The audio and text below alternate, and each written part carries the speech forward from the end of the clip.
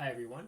Today I'll be talking about our work on dynamic on-palm manipulation via controlled sliding. In this project, we are interested in dexterous dynamic manipulation, which we explore through this tray manipulation task.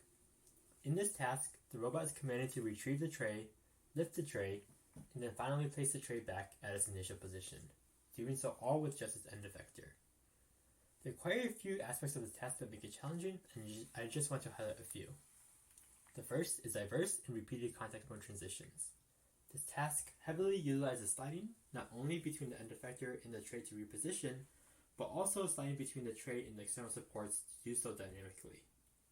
Throughout execution, the system is constantly switching between contact modes, which is difficult from a planning perspective. Sliding is also challenging because there are known inaccuracies in our frictional contact models, so this necessitates a reactive approach.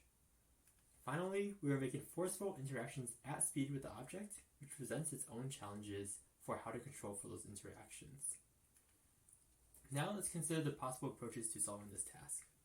We can try reinforcement learning, or imitation learning, or methods like motion primitives or reference trajectories. I'd actually argue that all of these approaches could solve this task, albeit with significant engineering effort. But what if we want to perform a new task? For example, let's consider a completely different task where the robot is commanded to rotate the tray, leveraging contact with the wall.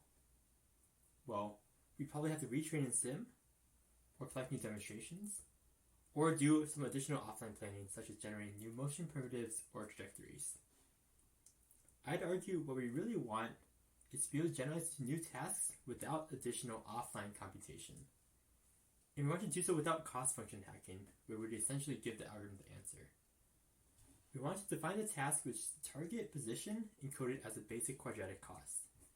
And I think this point is really important.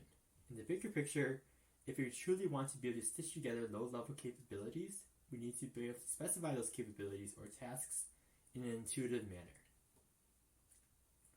More concretely, what we do in this project is we define the entire tray manipulation task with just 3 static targets and no additional references or guides.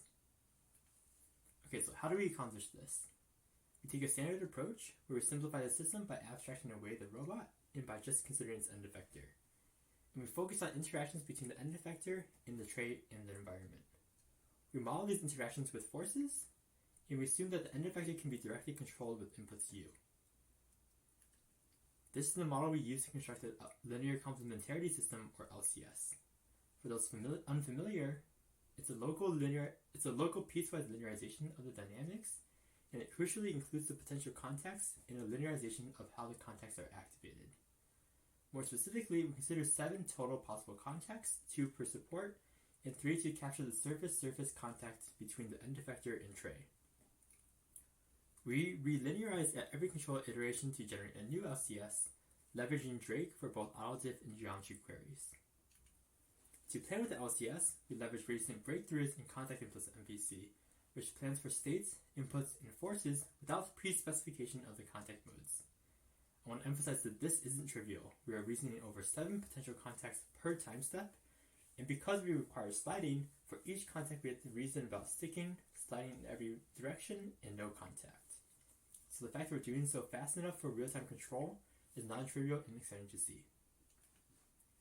Now that we have plans for the NPC, we have to be careful on how we're tracking them, because we're dealing with forceful interactions with the object.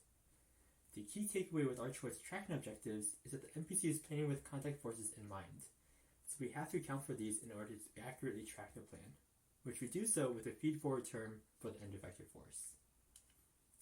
The end result is really interesting emergent motions, such as the end effector really utilizing supports to make repositioning easier. And again, this time giving it only a single target, our framework can perform a quite different but still very challenging task of rotating the tray using the same LCS model for the end effector and tray. To summarize, we perform challenging contact-rich dynamic manipulation using contact-implicit MPC. Our framework is able to do so with just simple target specification and no offline computation, although with the caveat being that for the wall rotation task we need to tune different gains. I want to thank our sponsors for funding this work, and finally want to highlight that we perform other variations of the task as well, and all the footage is available on the project website as well as our code.